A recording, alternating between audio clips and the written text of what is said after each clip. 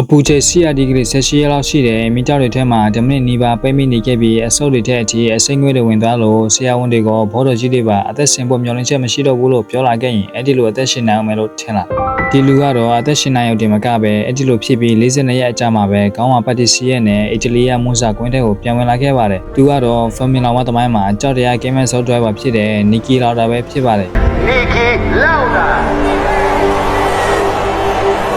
ဒီဖြစ်ပျက်ဟာ1996 August လ1ရက်နေ့မှာ The Green Hero နာမည်ကြီးတဲ့ဂျာမနီနိုင်ငံက Nürburgring Schleife မှာဖြစ်ခဲ့တာပါတကယ်တော့ဒီပြန်ပွဲမစခင်နိုင်ပန်းအလိုမှာပဲ Niki Lauda ဟာဒီဖြစ်ရဆူကြီးဖြစ်လာမယ်ဆိုတာကိုကြိုသိနေခဲ့ပါတယ်အဲ့ဒီနေ့ကကွင်းရဲ့တစ်ဖက်မှာမိုးတွေသိထန်စွာရနေပြီးလမ်းကြောင်းတွေအရန်ချုံနေတာပါကွင်းကလည်း12မိုင်ကျော်ရှည်တာကြောင့်မတော်တဆမှုဖြစ်ရင် safety car တွေအချိန်မီလာနိုင်မှာမဟုတ်ဘူးဆိုတာကိုလည်းသူသိနေခဲ့ပါတယ်ဒါကြောင့် Niki Lauda ဟာ driver တွေအားလုံးကိုရေးပေါ်အစည်းအဝေးခေါ်ပြီးဒီပွဲကိုဖြစ်သေးဖို့ပြည့်ပြည့်သားသားတောင်းဆိုခဲ့ပါတယ်ဒါပေမဲ့သူရဲ့ပြန်ပဲဂျိန်းဟာအပါဝင်တခြား driver တွေကနီကီလာဒါဟာပြီးခဲ့တဲ့ပွဲကရမအသာစီရနေခဲ့တာကြောင့်ပွဲပြစ်ချင်တာလို့ထင်ခဲ့ကြပါတယ်နောက်ဆုံးဒီပွဲကိုပြန်မပြန်ဆိုပြီးမဲပေးတဲ့အခါမှာတော့ပြန်မယ်ဆိုတဲ့ဘက်ကတမဲအသာနဲ့နိုင်သွားခဲ့ပါတယ်ဒီလိုနဲ့နီကီလာဒါဟာ professional ပိသားစွာသူ့ရဲ့ Ferrari cockpit ထဲကိုဝင်ထိုင်ခဲ့ရပါတော့တယ်ပြန်ပွဲစတင်ပြီးဒုတိယအပတ်မှာပဲသူတိတိပေးခဲ့တဲ့အတိုင်းဖြစ်ခဲ့ပါတယ်အကွက်တစ်ခုမှာနီကီလာဒါရဲ့ကားနောက်ပိုင်း suspension ချွင်းသွားလို့ဘယ်ရီယာကိုဝင်တိုက်ခဲ့ပြီးစီတန်ကီပေါက်ထွက်သွားတာကြောင့်ကားတစ်စီးလုံးမိလောင်ခဲ့ပါတယ်ပိုဆိုးတာကဘယ်ရီယာကိုဝင်တိုက်မိပြီးလမ်းလိုက်ကောင်ကိုပြန်လင်းထွက်လာတဲ့သူ့ရဲ့ကားကိုနောက်ကလိုက်လာတဲ့ကားတစ်စီးကပါဆောင်ချိန်မရပဲအရှင်နဲ့ဝင်တိုက်မိခဲ့ပြန်ပါတယ်ဒီတိုင်းမိတဲ့တန်ကြောင့်သူ့ရဲ့အုတ်ထုပ်ပုတ်ထက်သွားပြီးသူမျက်နှာတစ်ခုလုံးမိလောင်ခဲ့ပါတယ်အဲ့ဒီလိုကားချင်းထပ်ဆင့်တက်မိပြီးကားထဲမှာညက်နေခဲ့လို့နီကီလာဒါဟာ10မိနစ်နီးပါးကြာတဲ့အထိမီတောက်တွေထဲကနေရုံမထွက်နိုင်ပဲပိတ်မိနေခဲ့တာပါ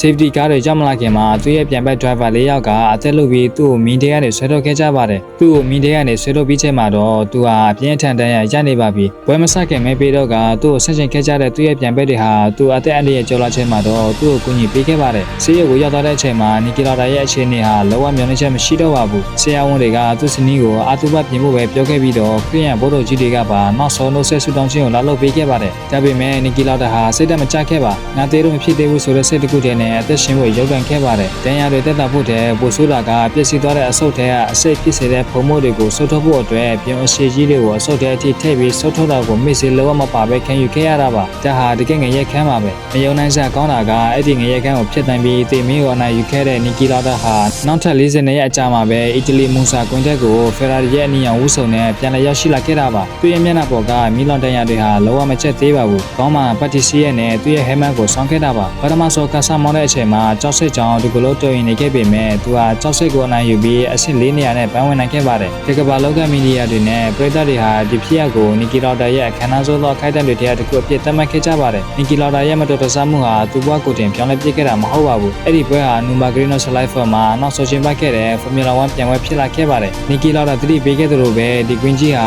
ပြန်ကားတဲ့အကျဲအန်ဒီအများလုံးနဲ့ဆိုတာတက်တက်ပြတ်သွားခဲ့လို့ Formula 1 ဘော့အဖွဲ့ကဒီကွင်းကိုဘန်ခဲ့ပါတယ်